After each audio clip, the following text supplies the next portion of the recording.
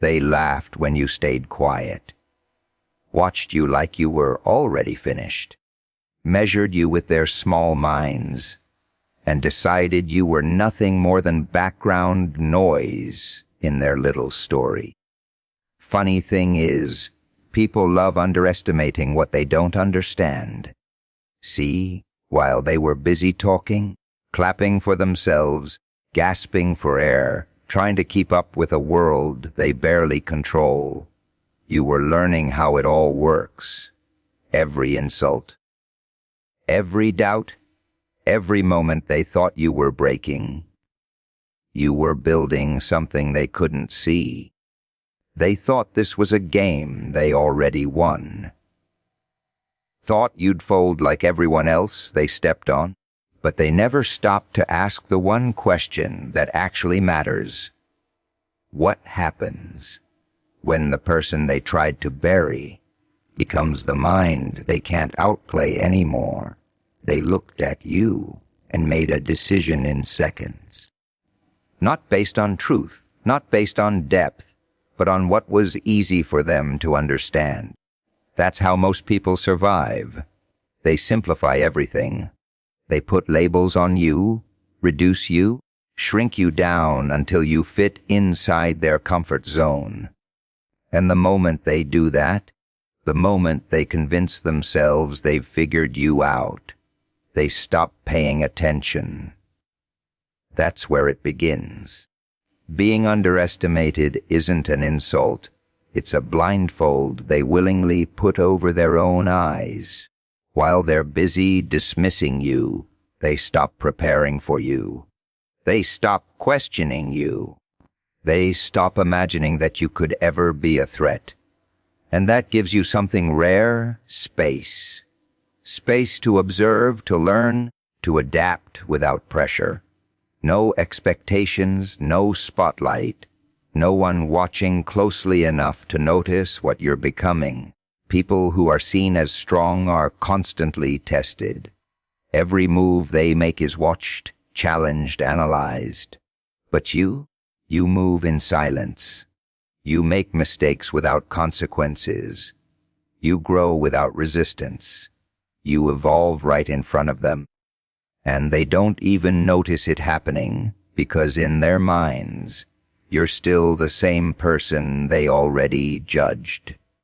That's the advantage. Underestimation strips away the weight of proving yourself. You don't have to perform for anyone. You don't have to convince them of your worth. In fact, the more they doubt you, the better it gets. Their doubt becomes a shield, protecting your progress from interference. While they're investing energy in people they consider worthy, you're investing energy in becoming something they'll never be able to predict. And prediction is everything. People feel safe when they think they understand the pattern, when they believe they know how you think, how you react, how far you can go. But when you break that pattern, when you step outside of the version of you they created in their heads, you don't just surprise them, you destabilize them. Because now they're forced to confront something they ignored, something they misjudged. That moment hits harder than any display of power, because it's not just about proving them wrong, it's about making them question their own perception. If they were wrong about you, what else are they wrong about? That doubt creeps in slowly at first, then all at once, and suddenly, the person they dismissed becomes the one they can't confidently read anymore. There's something unsettling about that. You don't need to be louder, stronger, or more aggressive. You just need to be unseen long enough to become unpredictable. The world rewards noise, but it's built on patterns. Break those patterns quietly, and you control more than they realize. The truth is, people don't fear what they see coming. They fear what catches them off guard. and nothing catches them off guard more than the person they decided wasn't worth watching. So, let them think you're small. Let them believe you're limited. Let them hold onto that comfortable illusion while you change behind the scenes. Because the moment they realize they were wrong isn't just a moment of surprise. It's a shift in control. Noise is a distraction people willingly drown in. They talk to feel important, to convince themselves they exist louder than their doubts. Every word they throw out is a signal, a piece of themselves exposed without realizing it. And while they're busy filling the air with sound, they assume silence means absence. They assume quiet means weakness, confusion, hesitation. They assume if you're not speaking, you're not thinking. That assumption is where they lose control. Silence isn't emptiness. It's restraint. It's choosing not to reveal what's forming beneath the surface. When you stay quiet, people start projecting their own ideas onto you. They fill in the blanks with whatever makes them feel comfortable. They create a version of you that fits their expectations, and once they believe it, they stop questioning it. That version becomes their reality, even if it has nothing to do with who you actually are. And that gives you something most people never have: privacy in plain sight. When you don't rush to explain yourself, you're not just holding back words, you're holding back information. Information about how you think, how you react, what you value, what triggers you. Most people give that away freely. They reveal their plans before they act, their emotions before they understand them, their intentions before they're ready. And then they wonder why they're predictable, why they're easy to read, why others can anticipate their every move. But silence disrupts that pattern. It forces people to guess, and guessing is dangerous when they're guessing wrong. The less they know, the more unstable their perception becomes. They can't prepare for what they don't understand. They can't counter what they can't define. And while they're trying to figure you out, they're exposing themselves in the process. They talk more, reveal more, react more. They show you exactly how they think, exactly where they're weak, exactly how they can be outplayed. You learn without being seen learning. There's power in that kind of invisibility. You observe patterns others miss because they're too busy being noticed. You see how people react under pressure, how they contradict themselves, how they crumble when things don't go their way. And the more you watch, the more precise you become. Your actions stop being random. They become calculated, intentional, timed. Silence gives you control over timing. When you finally choose to speak or act, it carries weight because it's rare. It disrupts the rhythm people have grown comfortable with. They weren't expecting it. They didn't prepare for it. And that single moment can shift the entire dynamic because it comes from a place they never had access to. People underestimate how unsettling that feels. They trust what they can hear. They rely on constant feedback, constant noise, constant reassurance that they understand what's happening around them. Take that away, and they start to feel uncertain. And uncertainty makes people careless. They overcompensate, they overreact. They expose more than they should just to regain a sense of control. All while you remain still, collecting everything they give away. Silence isn't about hiding because you're afraid. It's about choosing when to be seen, when to be heard, and when to let others reveal themselves without interruption. It's knowing that power doesn't come from constant expression, but from controlled release. Because the one who speaks less often decides when the moment matters, and the one who controls the moment controls far more than anyone realizes. Pain has a way of exposing what you really are. Not the version you show the world, not the version people clap for, but the one that exists when everything comfortable is stripped away. Most people run from that moment.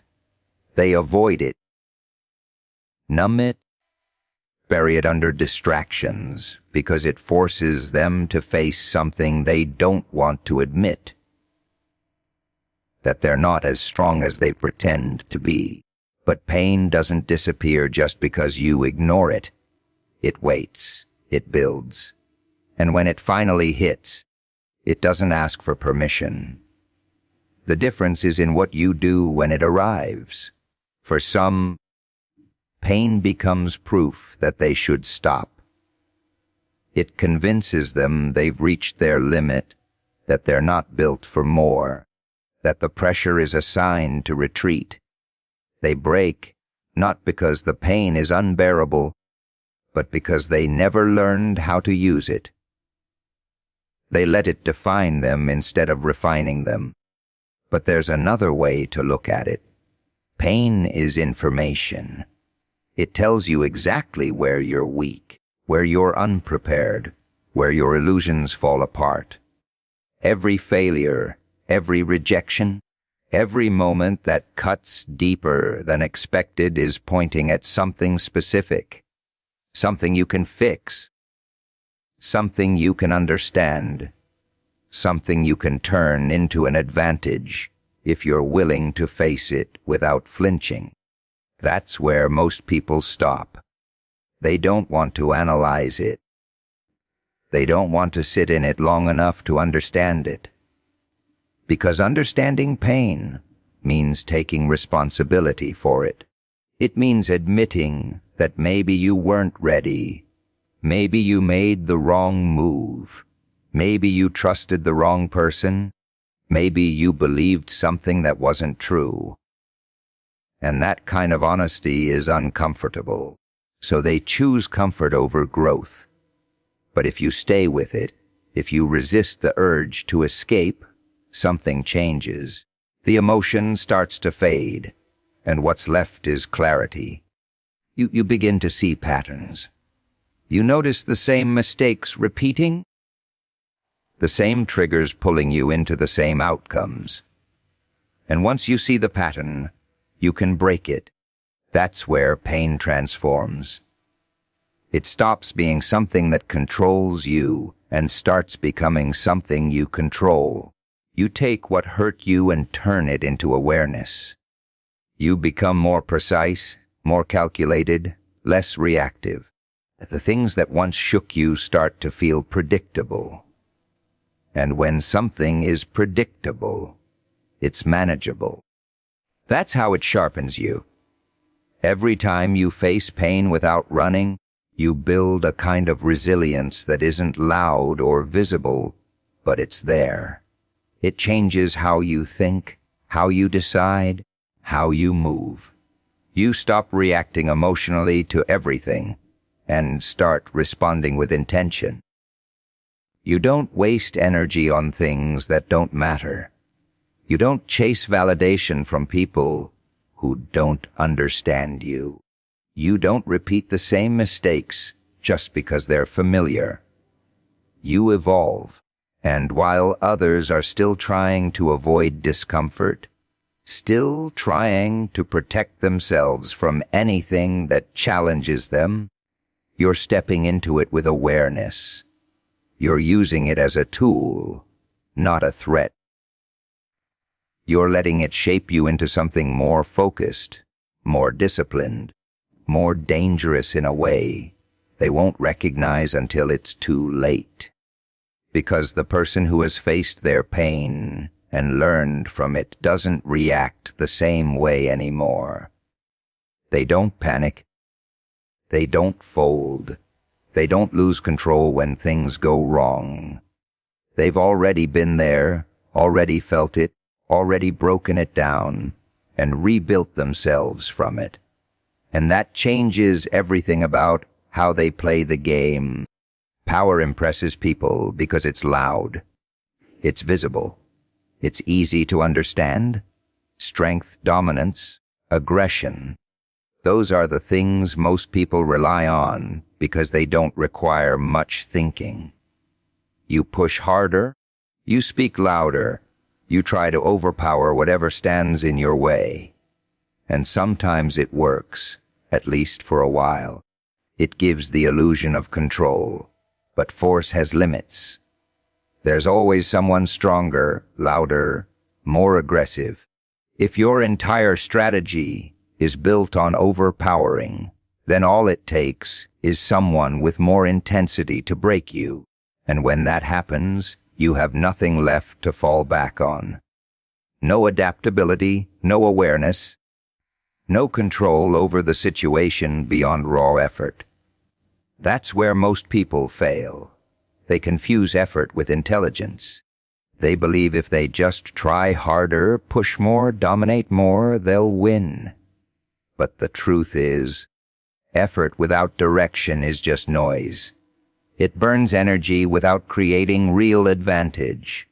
It makes you predictable.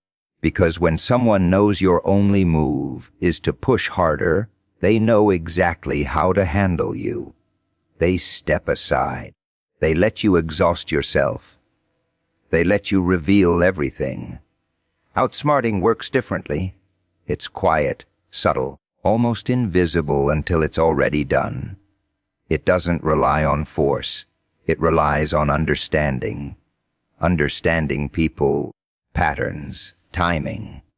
It's knowing when not to act just as much as knowing when to move. It's recognizing that every situation has leverage points, and you don't need to control everything. You just need to control the right thing at the right moment. That requires patience. Most people don't have it. They rush. They react. They let emotions dictate their decisions because it feels natural. It feels immediate. But immediate reactions are easy to predict. If you know someone will always respond with anger or fear or desperation, then you can guide them exactly where you want them to go. They think they're acting freely, but they're following a script. Outsmarting breaks that script. It forces you to step back and observe before you move. To ask questions others ignore. Why is this happening? What does the other person want? Where are they vulnerable? What are they not seeing? And once you understand those things, you don't need to overpower them. You just need to shift the situation slightly, apply pressure in the right place, and let the outcome unfold. It's less effort, more impact, and it's unsettling for people who rely on strength, because they don't see it coming. They're prepared for resistance, for confrontation, for a fight they can engage in. But they're not prepared for something they can't directly challenge. They're not prepared for someone who doesn't play by the obvious rules. You don't meet force with force. You redirect it.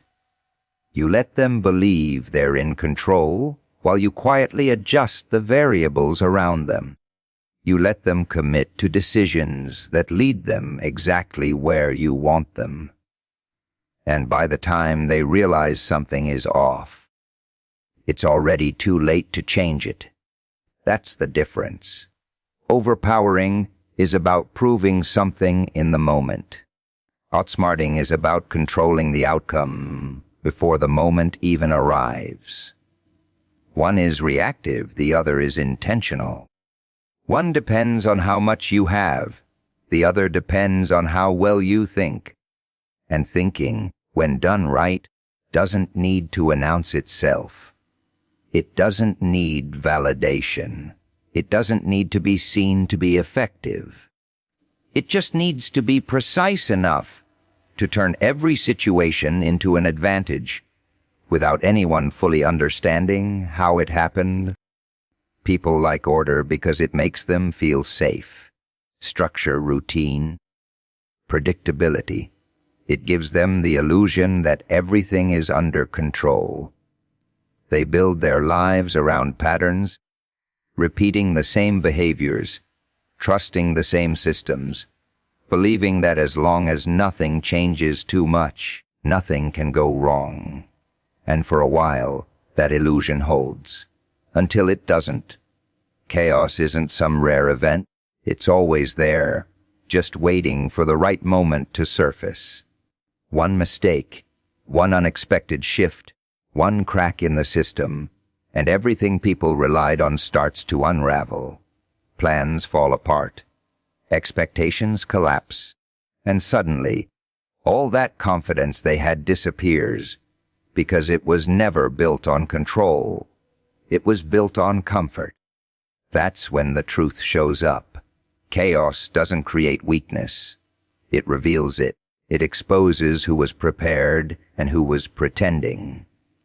When things are stable, anyone can look composed. Anyone can act like they know what they're doing. But when the pressure hits, when nothing goes according to plan, that's when real control is tested. Most people panic. They scramble to restore what they lost, trying to force things back into the structure they're used to. They react emotionally, make rushed decisions, cling to whatever feels familiar even if it no longer works. And in that panic, they lose even more control, because chaos doesn't respond to desperation. It amplifies it. The more they fight blindly, the worse it gets. But there's a different way to move through it. Instead of resisting chaos, you study it. You accept that unpredictability isn't something to eliminate. It's something to understand. You stop expecting things to go perfectly and start preparing for them to go wrong. And when they do, you don't freeze. You don't react impulsively. You adapt. That's where control begins to shift. Because while everyone else is overwhelmed, you're observing. You're watching how people respond, where they break, where they hesitate, where they expose their vulnerabilities. Chaos speeds everything up. It forces decisions, reveals priorities, strips away the layers people hide behind. And if you're paying attention, it gives you information you would never get in a controlled environment. Information most people miss because they're too busy trying to survive the moment. But survival isn't the same as control. Control comes from clarity, from being able to see the situation as it is, not as you wish it to be. It comes from staying grounded when everything around you is unstable. While others are reacting to every shift, you're identifying patterns within the disorder, because even chaos has structure. It's just harder to see. And once you start seeing it, you can start using it. You don't need to fix everything. You don't need to restore order immediately. You just need to position yourself correctly within the disruption. You find the gaps others overlook, the opportunities hidden inside the confusion. You move when it matters, not when it feels urgent. That's what separates control from reaction. People assume control means holding everything together. But real control is knowing how to move when everything is falling apart. It's being comfortable in the uncertainty that others fear. It's understanding that chaos isn't the enemy, it's a test that most people fail, because they were never ready for anything outside their routine. But the one who doesn't rely on stability, the one who can think clearly when everything is unstable, becomes something different in that moment, not stronger in the obvious sense, not louder, not more aggressive, but more aware, more precise, more capable of turning confusion into advantage. And in a world that constantly shifts, the one who can navigate chaos without losing control is the one who was never dependent on order to begin with. People spend most of their lives trying to be understood. They explain themselves, repeat themselves, adjust themselves just to fit into expectations that were never designed for them. They want to be seen clearly, labeled correctly, placed into something that makes others comfortable. And the moment that happens, the moment people think they understand you, they stop questioning you. That's when you become predictable. Predictability is easy to manage, easy to control. If someone knows how you think, how you react, what you value, they can anticipate your moves before you even make them. They don't need to be smarter than you. They just need to know you well enough to stay one step ahead. And most people give that advantage away without realizing it. They show everything too early, too openly, too consistently. They become patterns. But patterns can be studied, broken, outplayed. Becoming the mind they never saw coming isn't about hiding completely. It's about refusing to be defined in a way that limits your movement. It's about understanding that every time someone thinks they've figured you out, you've already given them too much. You've allowed them to build a version of you that they can prepare for. So you change that. You stop reacting the same way every time. You stop giving predictable answers, predictable emotions, predictable responses. You become intentional with what you reveal and what you hold back. Not to confuse for the sake of confusion, but to remove the comfort others rely on when dealing with you. Because comfort creates confidence, and when people feel confident in their understanding of you, they lower their guard. They make assumptions. They take risks based on those assumptions. And that's where you gain control, not by force, not by dominance, but by disrupting what they think they know. You let them believe one thing while you're building something else entirely.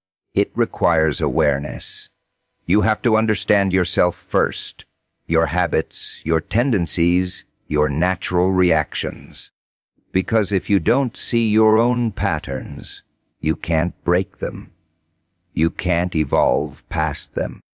You'll keep repeating the same behaviors, and others will keep using those behaviors against you. So you observe yourself the same way you observe others. You question your impulses. You pause before reacting. You choose responses instead of defaulting to them. And over time, that creates distance between who you were and who you are becoming. That distance is where unpredictability is built. Not random, not chaotic, controlled.